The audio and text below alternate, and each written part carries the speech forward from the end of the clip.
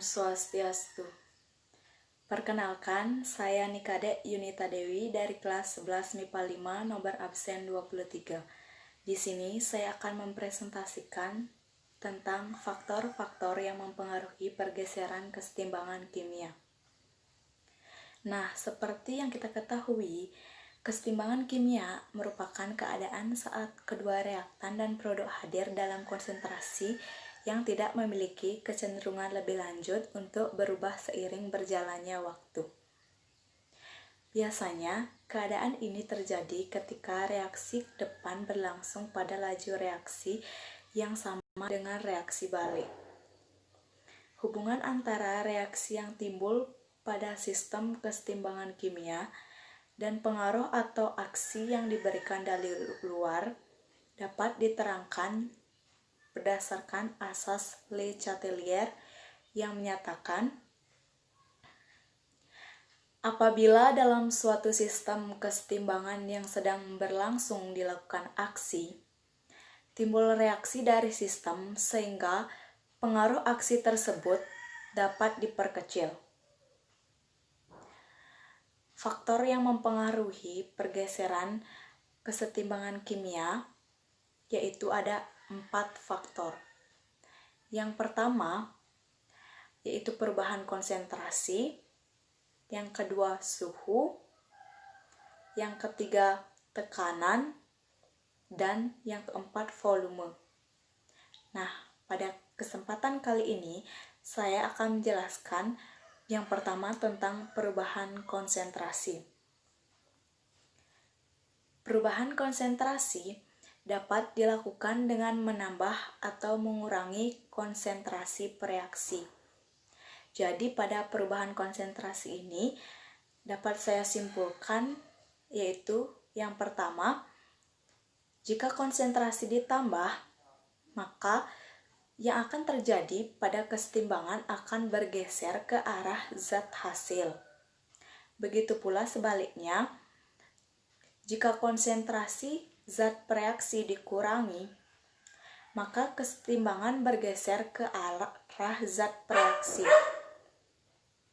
Kesimpulan yang kedua yaitu jika konsentrasi zat hasil ditambah, maka kesetimbangan bergeser ke arah zat reaksi. Begitu pula jika konsentrasi zat hasil dikurangi, kesetimbangan bergeser ke arah zat hasil reaksi. Nah, itu yang tadi penjelasan atau kesimpulan mengenai perubahan konsentrasi. Nah, yang kedua ada perubahan suhu. Hubungan antara perubahan suhu dan sistem kesetimbangan kimia dirumuskan oleh Van Hoff, di mana Van Hoff menyatakan bahwa jika sistem kesetimbangan suhu ruang dinaikkan, maka kesetimbangan bergeser ke arah reaksi yang membutuhkan kalor atau disebut dengan endoterm.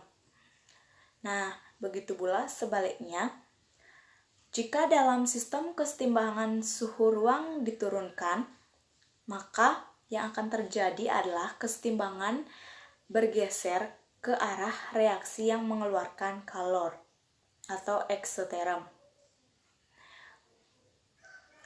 Wujud zat tidak berpengaruh terhadap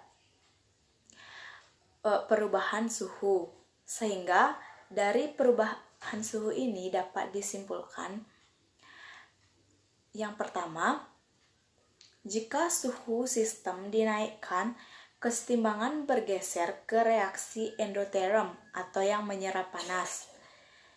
Begitu pula, jika suhu sistem diturunkan, maka kesetimbangan akan bergeser ke reaksi eksoterm atau melepas panas. Nah, sekarang kita akan membahas tentang perubahan yang ketiga, yaitu perubahan tekanan. Perubahan tekanan akan menimbulkan pergeseran kesetimbangan bila jumlah mol gas sebelum dan sesudah reaksi itu berbeda. Dari perubahan tekanan ini, saya sudah menyimpulkan dan mendapat dua kesimpulannya, yaitu yang pertama, jika tekanan sistem dinaikkan, maka kesetimbangan bergeser ke arah jumlah koefisien gas terkecil. Nah, yang kedua, jika tekanan sistem diturunkan, kesetimbangan bergeser ke arah jumlah koefisien gas terbesar. Nah, itu mengenai perubahan tekanan, dan yang terakhir ada perubahan volume. Perubahan volume pada kesetimbangan bergantung pada komponennya. Pada kesetimbangan yang komponennya gas, pengaruh perubahan volume merupakan kebalikan dari pengaruh perubahan tekanan. Pada perubahan volume ini dapat disimpulkan, yaitu yang pertama, jika volume sistem dinaikkan, kesetimbangan bergeser ke arah jumlah koefisien terbesar. Nah, berarti ini kebalikan dari perubahan tekanan. Sedangkan yang kedua, jika volume sistem diturunkan, kesetimbangan bergeser ke arah jumlah koefisien terkecil.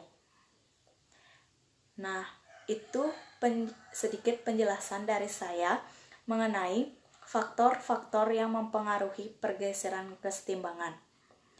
Semoga bisa dimengerti dan dipahami dengan baik. Apabila ada salah kata, saya mohon maaf. Saya akhiri dengan Paramesanti.